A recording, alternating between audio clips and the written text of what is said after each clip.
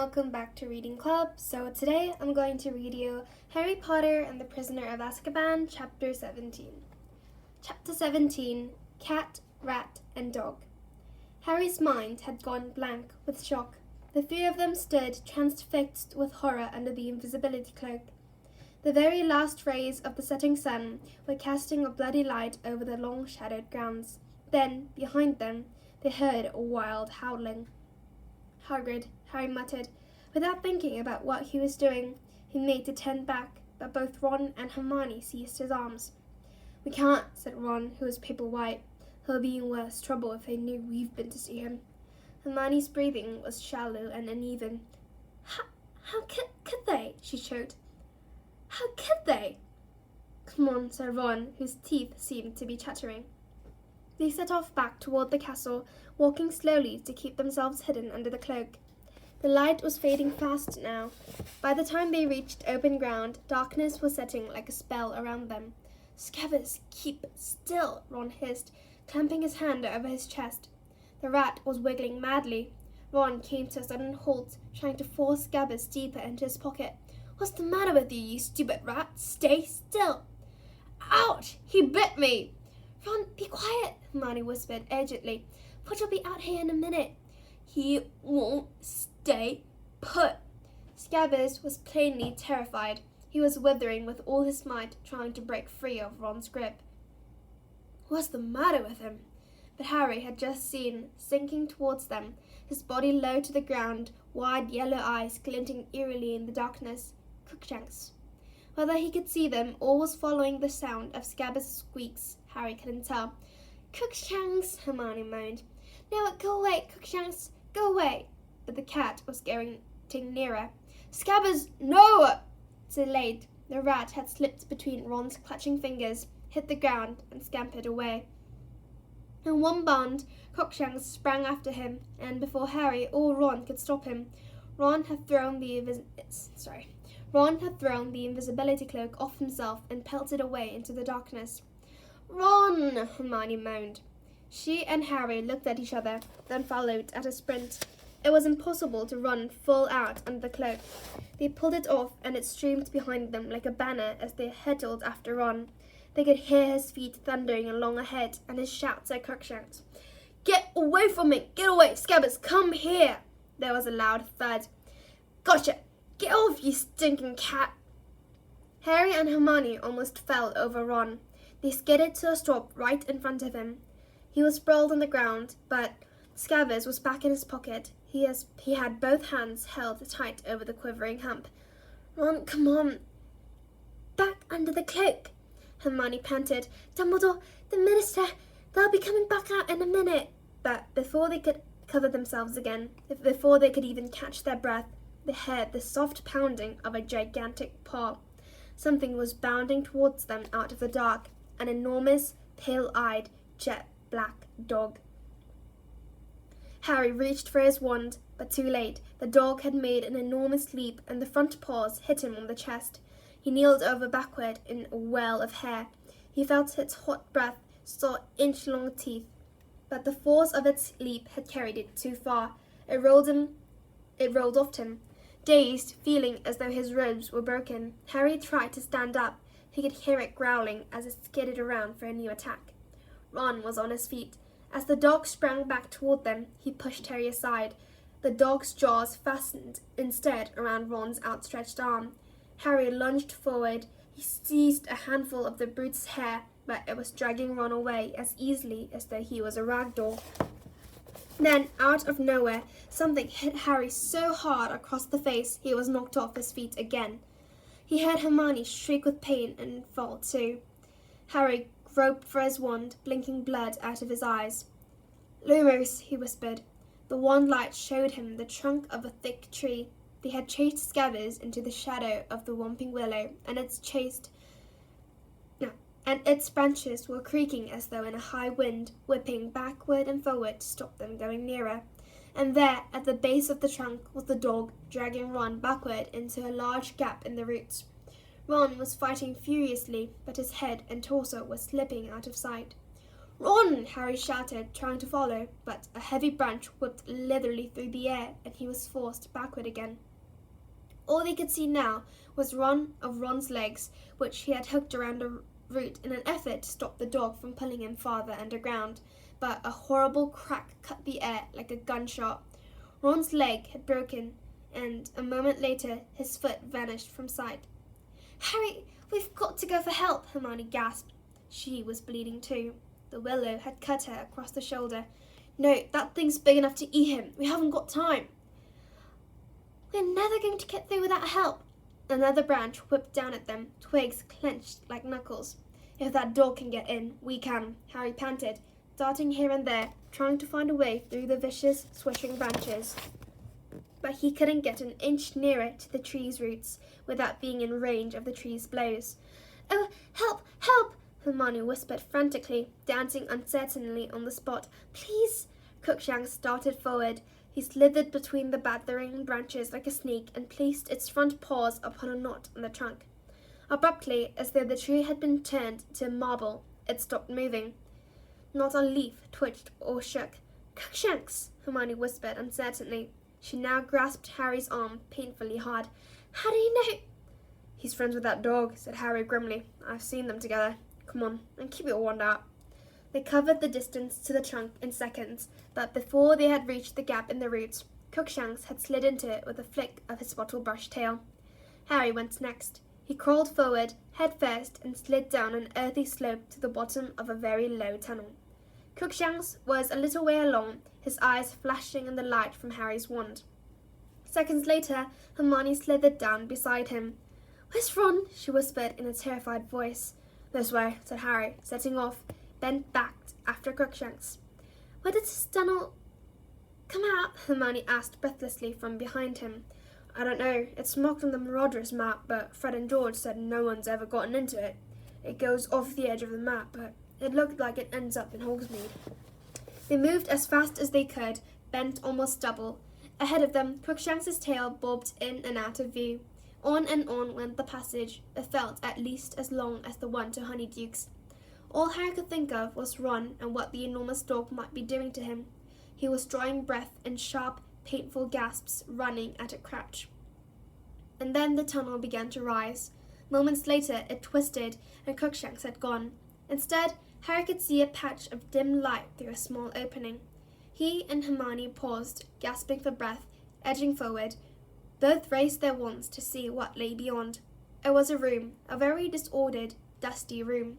Paper was peeling from the walls. There were stains all over the floor. Every piece of furniture was broken, as though somebody had smashed it. The windows were all boarded up. Harry glanced at Hermione, who looked very frightened, but nodded. Harry pulled himself out of the hole, staring around. The room was deserted, but a door to their right stood open, leading to a shadowy hallway. Hermione suddenly grabbed Harry's arm again. Her wide eyes were travelling around the boarded windows. "Harry," she whispered, "I think we're in the Shrieking Shack." Harry looked around. His eyes fell on a wooden chair near them. Large chunks had been torn out of it. One of the legs had been ripped off entirely. "Ghosts don't do that," he said slowly. At that moment, there was a creak overhead. Something had moved upstairs. Both of them looked up at the ceiling. Hermione's grip on Harry's arm was so tight he was losing feeling in his fingers. He raised his eyebrows at her. She nodded again and let go. Quietly as they could, they crept out into the hall and up the crumbling staircase. Everything was covered in a thick layer of dust except for the floor, where a wide, shiny stripe had been made by something being dragged upstairs. They reached the dark landing. "Knocks," they whispered together, and the lights at the end of their wands went out. Only one door was open. As they crept towards it, they heard movement from behind it, a low moan, and then a deep, loud purring. They exchanged a last look and last nod. Wand held tightly before him, Harry kicked the door wide open. On a magnificent four-poster bed with dusty hangings lay Crookshanks, purring loudly at the sight of them. On the floor beside him, clutching his leg, which stuck out at a strange angle, was Ron. Harry and Hermione dashed across to him. "Ron, Are you okay?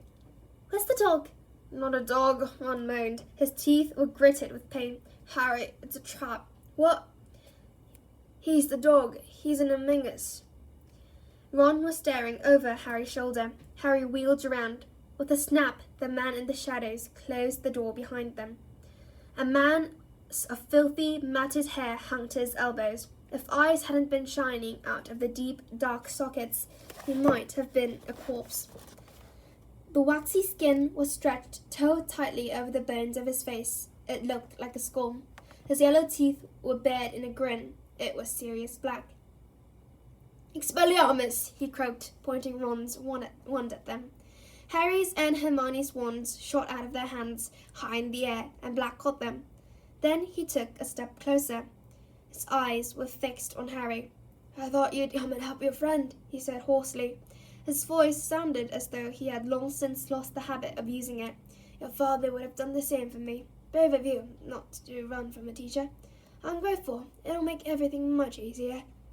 The taunt about his father rang in Harry's ears as though Black had bellowed it. Boiling hate erupted in Harry's chest, leaving no place for fear. For the first time in his life, he wanted his wand back in his hand, not to defend himself, but to attack, to kill. Without knowing what he was doing, he started forward, but there was a sudden movement on either side of him, and two pairs of hands grabbed him and held him back.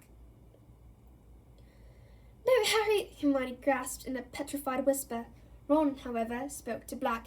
If you want to kill Harry, you'll have to kill us too, he said fiercely, though the effort of standing upright was draining him of still more colour, and he swayed slightly as he spoke.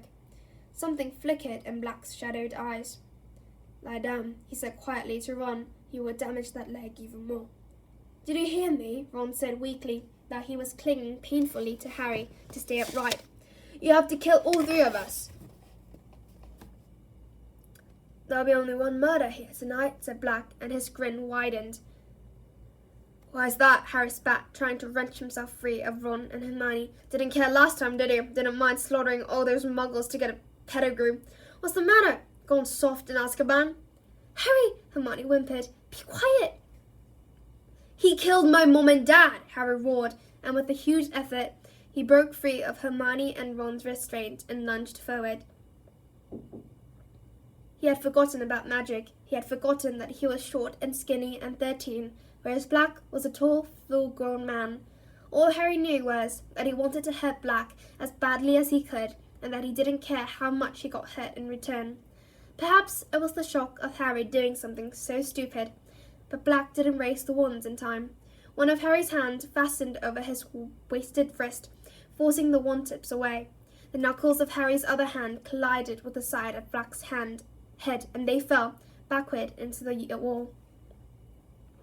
Hermione was screaming, Ron was yelling. There was a blinding flash as the wands in Black's hands sent a jet of sparks into the air that missed Harry's face by inches. Harry felt the shrunken arm under his fingers twisting madly, but he clung on, his other hand punching every part of Black it could find. But Black's free hand had found Harry's throat. Harry, he hissed, I've waited too long. The fingers tightened. Harry choked, his glasses askew. Then he saw Hermione's foot swing out of nowhere. Black let go of Harry with a grunt of pain.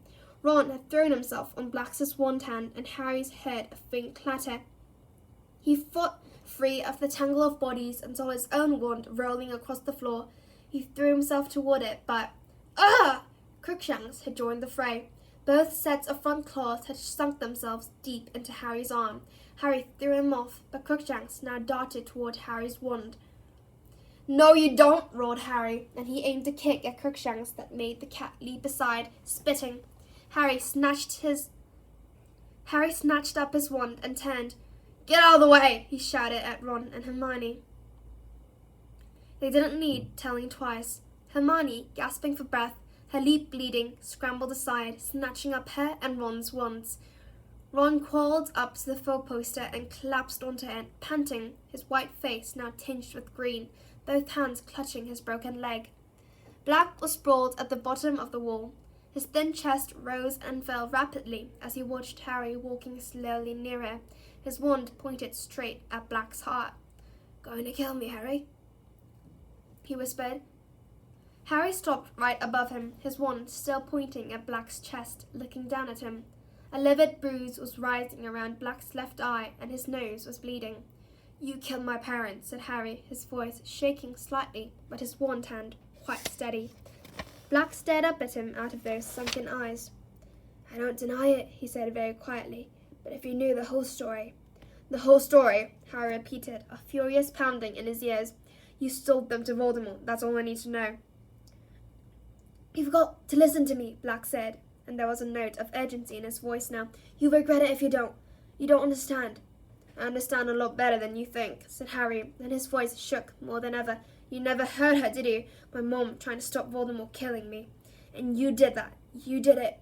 Before either of them could say another word, something ginger streaked past Harry. Crookshanks leapt onto Black's chest and settled himself there, right over Black's heart.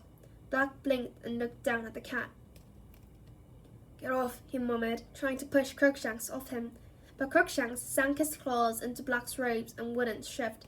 He turned his ugly, squashed face to Harry and looked up at him with those great yellow eyes. To his right, Hermione gave a dry sob. Harry stared down at Black and Crookshanks, his grip tightening on his wand. So, what if he had to kill the cat too? It was in league with Black.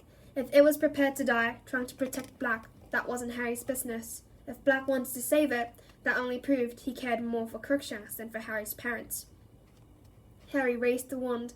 Now was the moment to do it. Now was the moment to avenge his mother and father. He was going to kill Black. He had to kill Black. This was his chance.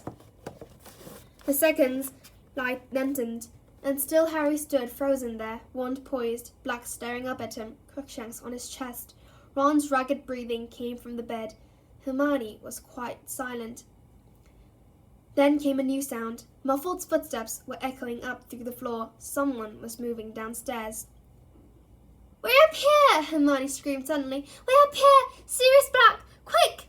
Black made a startled movement that almost dislodged Crookshanks. Harry gripped his wand convulsively. Do it now, said a voice in his head, but the footsteps were thundering up the stairs, and Harry still hadn't done it.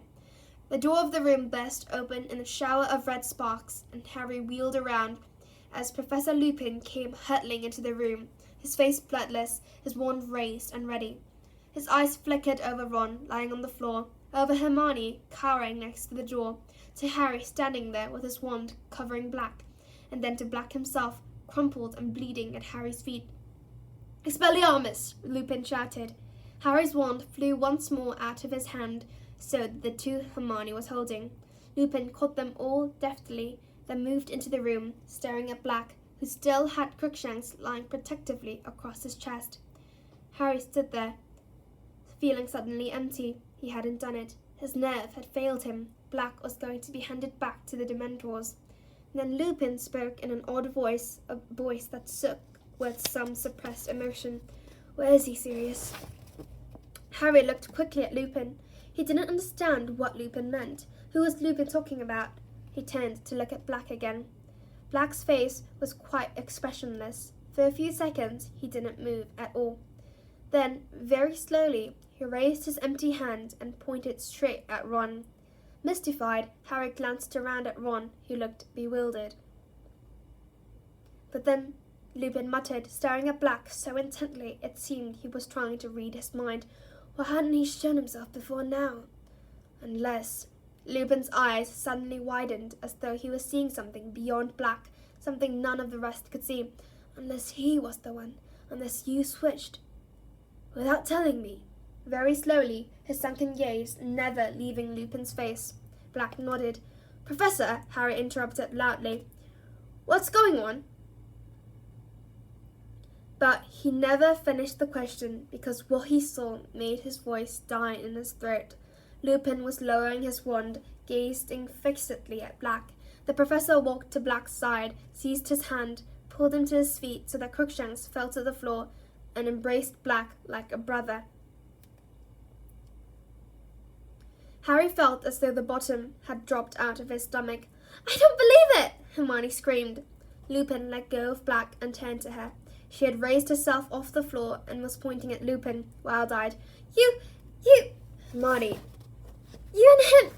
Hermione, calm down. I didn't tell anyone, Hermione shrieked. I've been covering up for you. Hermione, listen to me, please, Lupin shouted. I can explain. Harry could feel himself shaking, not with fear, but with a fresh wave of fury. I trusted you, he shouted at Lupin, his voice wavering out of control. And all the time you've been his friend. You're wrong, said Lupin. I haven't been Sirius's friend, but I am now. Let me explain. No, Hermione screamed. Harry, don't trust him. He's been helping Black get into the castle. He wants you dead too. He's a werewolf. There was a ringing silence. Everyone's eyes were now on Lupin, who looked remarkably calm, though rather pale. Not at all up to your usual standard, Hermione, he said. Only 1 out of 3, I'm afraid. I have not been helping Sirius get into the castle, and I certainly don't want Harry dead. An odd shiver passed over his face, but I won't deny that I am a werewolf. Ron made a violent effort to get up again, but fell back with a whimper of pain. Lupin made toward him, looking concerned, but Ron gasped. Get away from me, werewolf! Lupin stopped dead. Then, with an obvious effort, he turned to Hermione and said, How long have you known? Ages, Hermione whispered, since I did Professor Snape's essay. I'll be delighted, said Lupin coolly. He assigned that essay hoping someone would realize what my symptoms meant. Did you check the lunar chart and realize I was always ill at the full moon? Or did you realize that the boggart changed into the moon when it saw me? Faith, Hermione said quietly. Lupin forced a laugh. You're the cleverest witch of your age I've ever met, Hermione. I'm not, Hermione whispered. If I'd been a bit cleverer, I'd have told everyone what you are. But they already know, said Lupin. At least, the staff do. Dumbledore hired you when he knew you were a werewolf, Ron gasped. Is he mad? Some of the staff thought so, said Lupin. He had to work very hard to convince certain teachers that I'm trustworthy. And he was wrong, Harry yelled. You've been helping him all the time. He was pointing at Black, who suddenly crossed to the four-poster bed and sank onto it, his face hidden in one shaking hand. Crookshanks leapt up beside him, and stepped onto his lap, purring. Ron edged away from both of them, dragging his leg.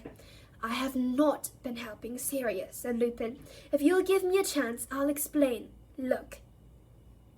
He separated Harry's, Ron's, and Hermione's wands and threw them each back to its owner. Harry caught his, stunned. There, said Lupin, sticking his own wand back into his belt. You're armed? We're not. Now will you listen? Harry didn't know what to think. Was it a trick?